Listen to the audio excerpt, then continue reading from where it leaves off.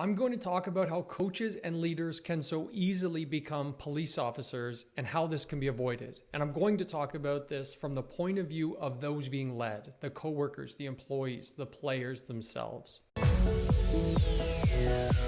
Brian Simpson, a comedian from the stand-ups on Netflix, has an awesome bit about seeing police officers in your rearview mirror, and what do you think right away? You think something's not right. I did something wrong, you start feeling unwell. I would plug this same concept into certain leadership roles where leaders believe that if people don't hear from us, if my team members don't hear from me, that they know everything's okay, they know where they stand. And I would challenge that and say it's a suboptimal approach to leadership. The reason is people need guidance, affirmation. They need to know where they stand. And how people do that is they look around, and the feedback that external world gives them clues on where they actually are. So if people look around and they're not getting that feedback, what do you think people do? Well, I will tell you, when I'm working with individuals and I say, and these are high-performing individuals, I say, hey, how are things going? And they'll respond and say, well, I think they're going well. I'm not quite sure. My boss hasn't really talked to me lately, or my coach hasn't really interacted with me much lately. So I'm not really sure how things are going, but I assume they're going well. And so there's a suboptimal approach to leadership. People are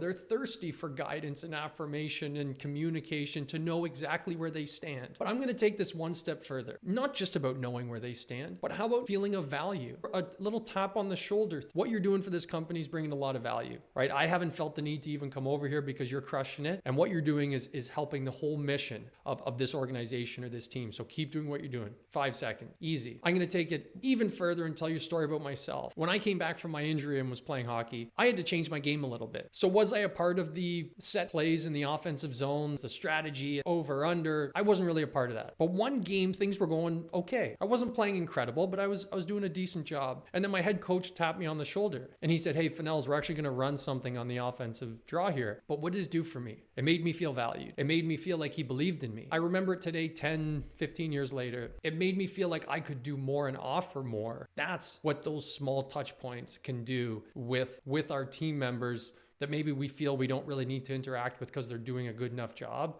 Showing value, challenging, showing belief. Imagine doing that to multiple team members and the impact it can have on your greater mission.